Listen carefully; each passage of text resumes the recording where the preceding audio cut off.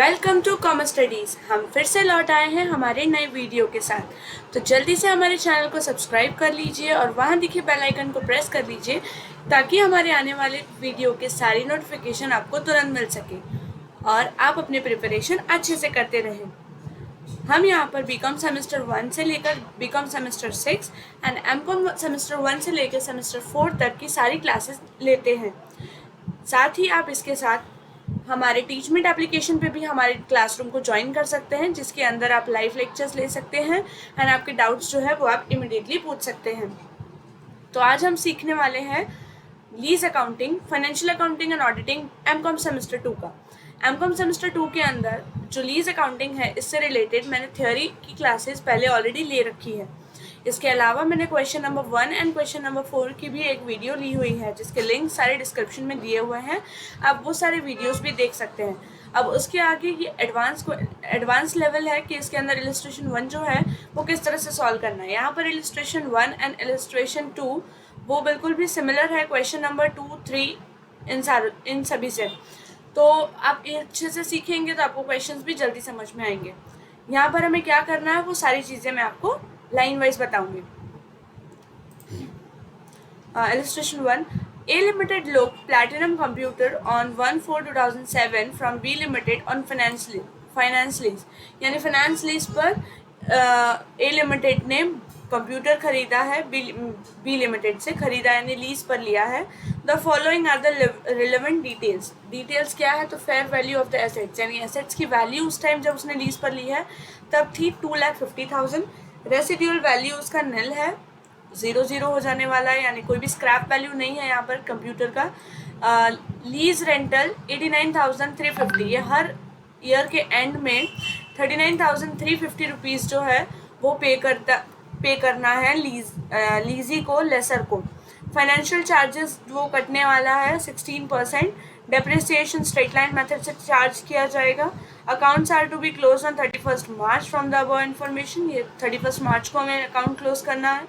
हमें अब मेन क्या करना है तो pass the general entries in the books of A limited for all the years and prepare lease purchaser account in the books of B limited. तो यानी यहाँ पर सबसे पहले हमें पता होना चाहिए कि हमने इंटरेस्ट कितना पे किया है, एक्चुअल अमाउंट हमने कितनी पे की है। इसके साथ तभी हम यहाँ पर बाइफर्केशन कर सकते हैं कि जनरल एंट्री हम किस तरह से पास करेंगे। तो सबसे पहले यहाँ पर हम फाइंड करेंगे डेप्रिसिएशन यहाँ पर बोला हुआ है स्ट्रेट लाइन मेथड से। डेप्रिसिएशन यहाँ पर कहा है स्ट्रेट लाइन मेथड है, तो यहाँ पर सबसे पहले हम देख लेंगे स्ट्रेट लाइन मेथड के हिसाब से डेप्रिसिएशन की फॉर्मूला होती है total fair value of assets minus residual value scrap value divided by number of years useful life. तो यहाँ पर 2,50,000 की वैल्यू है, जिसमें से 4 ईयर्स इसकी यूजफुल लाइफ है। यहाँ पर रेसिडुअल वैल्यू नहीं है, तो 2,50,000 माइनस 0 डिवाइडेड बाय 4 ईयर्स, तो 62,500 यहाँ पर हमें मिल जाता है डेप्रिसिएशन एवरी ईयर जो कि चार्ज होने वाला है। साथ ही अब हम फाइंड करेंगे यहाँ पर फाइनेंशियल चार्ज हमने कितना पे किया है ताकि हम जनरल एंट्री इजीली पास कर सकें। सबसे पहले यहाँ पर लीज पर लिया हुआ है 1/4/2007 में, तो 1/4/2007 में लीज रेंट कोई पे नहीं किया है because at the end of year यहाँ पर पेमेंट किया जा रहा है। तो स्टार्टिंग में कोई पेमेंट नहीं है, तो हमें पूरा का पूरा 2,50,000 यहाँ पर पे करना बाकी है। इसके बाद 1 ईयर कंप्लीट होता है 31/3/2008, her end of each year में 89,350 वो पे करता है। तो 31/3/2008 एक 1 ईयर हो गया, तो यहाँ पर हमें पेमेंट आएगा 89,350 का पेमेंट किया, उसमें से 16% जो है वो है फाइनेंशियल चार्ज। तो फाइनेंशियल चार्ज हम निकालेंगे इसके ऊपर जितना चार्ज कटेगा वो। तो यहाँ पर देख लो, मैं दिखा देती हूँ आपको। 2,50,000 divided by multiply by 16 divided by 100, 40,000 यहाँ पर आया हमारा फाइनेंशियल चार्ज। तो ये हमने ले लिया 40,000, यानी 40,000 उसने इंटरेस्ट पे किया है किसमें से 89,350 में से।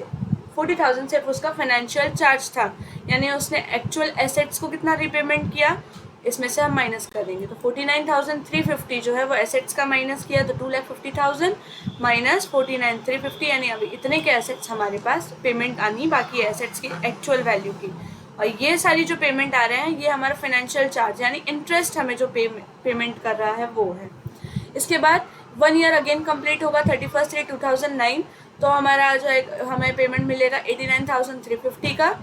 अब यहाँ पर हमें निकालना है, अब हमारा कितना वैल्यू बाकी है, 2,06,50, 2,06,50 मल्टीप्लाई बाय 2,06,50 मल्टीप्लाई बाय हो जाएगा यहाँ पर 16 डिवाइडेड बाय 100,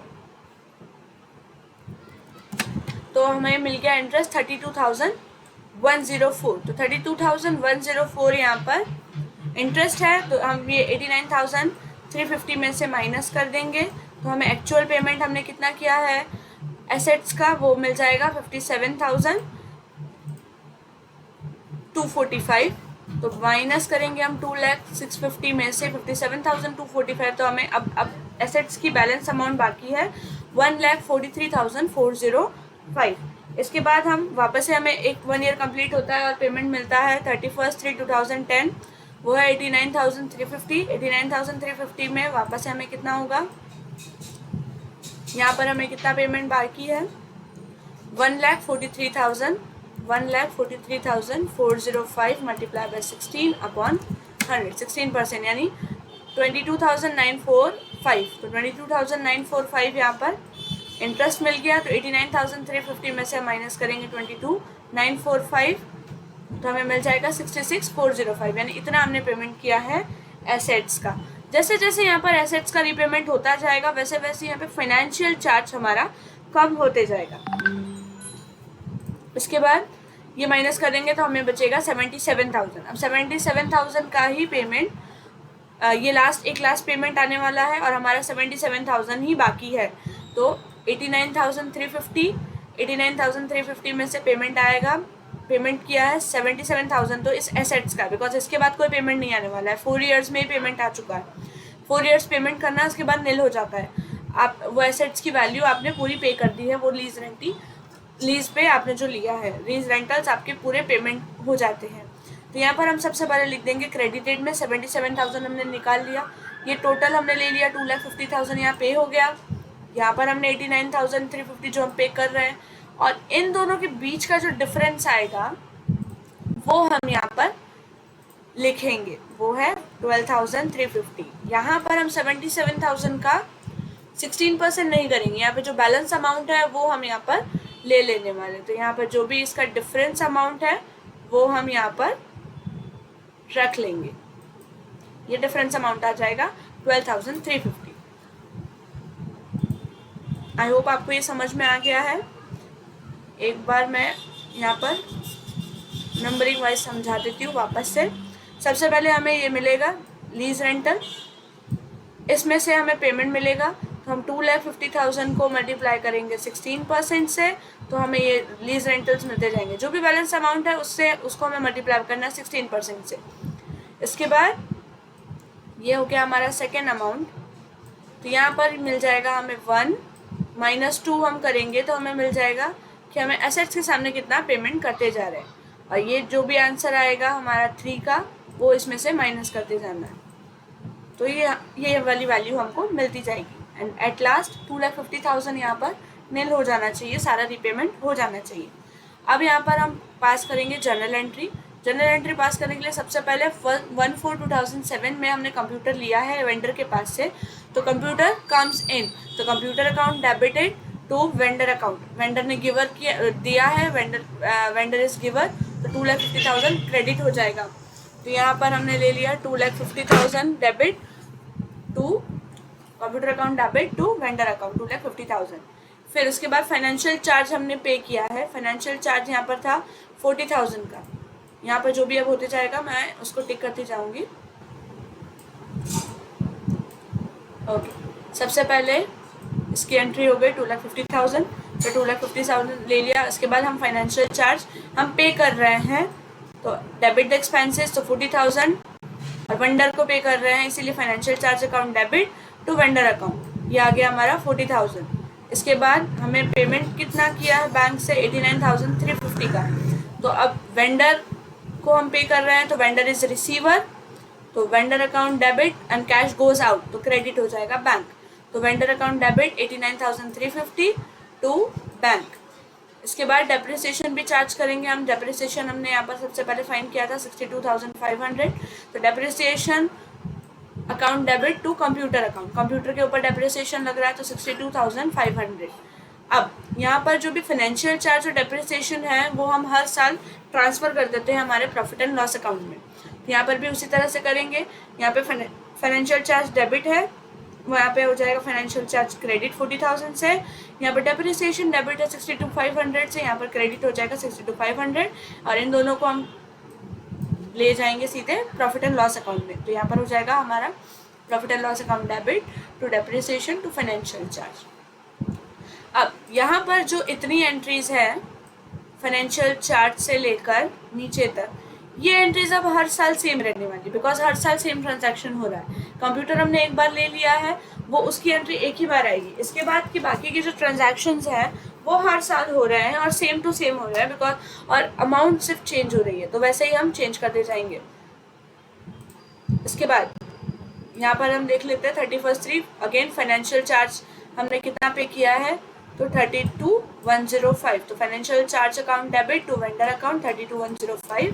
फिर वेंडर को हमने कितना पे किया, अगेन 89,350 तो हम पे कर ही रहे हैं वेंडर को, तो vendor account debit, vendor receiver and cash goes out तो टू बैंक अकाउंट 89,350 यहाँ पर आ गया। फिर डेप्रिसिएशन हमने चार्ज किया है 62,500 depreciation account debit to computer account and at last financial charge and depreciation हम ट्रांसफर कर देंगे प्रॉफिट एंड लॉस में। तो 90,605 यहाँ पर प्रॉफिट एंड लॉस में चला गया। इसके बाद थर्ड ईयर में भी financial charge to vendor account, financial charge यहाँ पर थर्ड ईयर में कितना है, 22,945 एंड 89,350। तो 29,945 financial charge account debit to vendor account. इसके बाद वेंडर को हमने कितना पेमेंट किया है, तो 89,350 to bank, vendor account debit to bank account. Depreciation हम हर साल सेम चार्ज कर रहे हैं स्ट्रेट लाइन मेथड की वजह से। Depreciation 62,500 to computer account, computer के ऊपर हम चार्ज कर रहे हैं and profit and loss account debit to 85,450। यहाँ पर हमने दोनों डेबिट जो थे वो हमने यहाँ पर क्रेडिट कर दिया, ट्रांसफर कर दिया प्रॉफिट एंड लॉस अकाउंट में। इसके बाद फोर्थ ईयर के अंदर हमारा इंटरेस्ट कितना चार्ज हुआ है, 12,350। यहाँ पर जो बैलेंस अमाउंट है हम वही लेंगे जो हमने टेबल बनाया है, हमें सिर्फ टेबल में से सारी इंफॉर्मेशन ले लेनी है। इसके बाद 12,350 यहाँ पर ले लेंगे हम financial charge account debit to vendor account 12,350। इसके बाद वेंडर अकाउंट अगेन हमने पेमेंट किया है, उसकी एंट्री हो जाएगी 89,350 डेप्रिसिएशन चार्ज किया है 62,500 एंड फाइनेंशियल चार्ज और डेप्रिसिएशन है वो हम प्रॉफिट एंड लॉस अकाउंट में ट्रांसफर कर देंगे, तो 74,850 यहाँ पर आ जाएगा। यहाँ पर चारों के 4 साल हमने यहाँ पर ले लिया है। अब यहाँ पे आपने देखा होगा कि हर बार हमने यहाँ पर कंप्यूटर अकाउंट जो है वो क्रेडिट किया है 62,500 से एंड एक बार यहाँ पर कंप्यूटर डेबिट हुआ है 2,50,000 से। तो यहाँ पर 62,500 मल्टीप्लाई बाय जब भी 4 करेंगे तो हमें मिल जाएगा 2,50,000, यानी यहाँ पर एसेट्स जो है वो अपने आप में ख़त्म हो गया, फिनिश हो गया at the end of fourth year. साथ ही हमने फाइनेंशियल चार्ज सारे के सारे जो है प्रॉफिट एंड लॉस अकाउंट में ट्रांसफर कर दिए हैं। कंप्यूटर जो है वो डेप्रिसिएशन के अगेंस्ट में निल हो गया है एंड वेंडर को जो है हमने 2,50,000 के साथ साथ फाइनेंशियल चार्ज के साथ साथ पेमेंट हमने जितना वेंडर को किया है वो भी यहाँ पर आ गया। अब इसके हिसाब से इसको समझने के लिए हम यहाँ पर लीज परचेज अकाउंट बनाएंगे जिसके अंदर आपको ये पूरी एंट्रीज दिखाई देगी हमने कितना कितना पेमेंट किया है। अगेन यहाँ पर जो टेबल बनाया है टेबल की ही अमाउंट्स यहाँ पर मैच होने वाले हैं, तो ये टेबल आपको बहुत ही ध्यान से बनाना है, इसमें कोई भी गलती नहीं होनी चाहिए। तो सबसे पहले हमारा हो जाएगा यहाँ पर परचेज अकाउंट में सबसे पहली एंट्री हमारा purchaser account in the books of B limited की बुक्स में हम एंट्री कर रहे हैं जैसा कि हमको बोला गया है। तो वेंडर का ये अकाउंट है। सबसे पहले हमारी जनरल एंट्री है, एक सेकेंड, सबसे पहले हमारी जनरल एंट्री है computer account debit to vendor account. तो वेंडर अकाउंट में कंप्यूटर आ जाएगा, ये लिया हमने 2,50,000 का लीज सेल किया है, तो 2,50,000। इसके बाद पेमेंट आया है तो बाय बैंक बी लिमिटेड को receive in the books of B limited. अब यहाँ पर देखो ध्यान से मैं बताऊँ आपको, यहाँ पर A limited took from B limited, यानी बी जो है वो दे रहा है लीज पे, यानी इसे सब रिसीव होगा, पेमेंट रिसीव होंगे और एसेट्स इसका सेल होगा। तो यहाँ पर सबसे पहले लीज एसेट्स जो लीज पर दिया, कंप्यूटर अकाउंट डेबिट था और लीज वेंडर अकाउंट था, तो यहाँ पर उसकी उल्टी हो जाएगी जनरल एंट्री। तो यहाँ पर आ गया हमारा debit side to lease sale account, and यहाँ पर बैंक में से जब पैसे रिसीव हो रहे हैं 89,350, इसकी एंट्री हो गई। इसके बाद 89,350 यहाँ पर हमें रिसीव हुआ, तो इसकी एंट्री हम करेंगे 89,350 by bank account. Financial charge उसने पे किया है 40,000 रुपीज़ का फाइनेंशियल चार्ज पे किया है, वो यहाँ पर लिख देंगे। एंड जो भी बाकी की क्लोजिंग बैलेंस होगी वो हमने ट्रांसफ़र कर दिया है आगे सारे पेमेंट्स के बाद। तो 2,50,000 में से धीरे धीरे अमाउंट कम होता जाएगा और बैंक के सामने इंटरेस्ट फाइनेंशियल चार्ज के साथ मैच होता जाएगा। तो यहाँ पर हम पहले टोटल कर देंगे 2,50,000 प्लस 40,000 2,90,000 माइनस 89,350 जो उसने पेमेंट कर दिया, तो बैलेंस आ गया हमारा 2,06,50। अब यहाँ पर देखना, यहाँ पर जो बैलेंस अमाउंट हमारे टेबल में था ये सारी चीज़ें मैच होने लगेंगी, बिकॉज हमने भी यही दो चीज़ें हम कंसिडर कर रहे हैं और ये जो एंट्री है वो अपने आप हो जा रही है इसके डेबिट क्रेडिट की एंट्री की वजह से। अब सेकेंड एंट्री है हमारी, अगेन ये बैलेंस सीडी है, तो बैलेंस हमने कैरी फॉरवर्ड किया इतना, यहाँ पर अगेन पेमेंट रिसीव हुआ है 89,350। सेकेंड फाइनेंशियल चार्ज है हमारा 32,105, तो ये हमने ले लिया 32,105, तो हमारा बैलेंस सीडी आना चाहिए 143,405, तो यहाँ पर आ गया 143,405 क्लोजिंग। ये अगेन यहाँ पर ट्रांसफर होगा, 89,350 का पेमेंट आया है। फाइनेंशियल चार्ज अब थर्ड ईयर में पे किया है 22,945, यहाँ पर फाइनेंशियल चार्ज पे किया हुआ है 22,945, तो यहाँ पर हमने ले लिया 22,945 एंड क्लोजिंग बैलेंस हमारा आ गया 77,000 हमने यहाँ पर ट्रांसफर कर दिया। 89,350 यहाँ पर जो भी बैलेंस था वो हमने 12,350, अब ये 12,350 यहाँ से मैच हो जाएगा 12,350 एंड एसेट्स की वैल्यू हो गई यहाँ पर नहीं, ये 77,000 आ गया।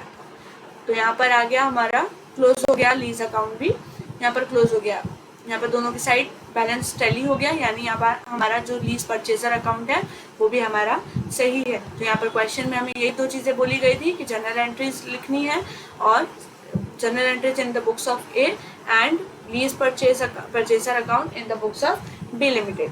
आई होप आपको ये पूरा सम अच्छे से समझ में आया होगा। अगर आपको थोड़ा सा भी डाउट है तो आप नीचे कमेंट सेक्शन में ज़रूर लिखकर बता सकते हैं। अगर आपको ये वीडियो पसंद आया है तो प्लीज़ हमें कमेंट सेक्शन में लिखकर ज़रूर बताएं। हमारे चैनल को सब्सक्राइब कीजिए, लाइक कीजिए, शेयर कीजिए एंड हमारे साथ टेलीग्राम एंड टीचमेंट एप्लीकेशन पर ज्वाइन हो जाइए ताकि आपको हमारे आने वाले सारे अपडेट्स एंड साथ ही इन सारे वीडियोज़ के PDF आपको ईजिली मिल सकें। तो thank you so much guys.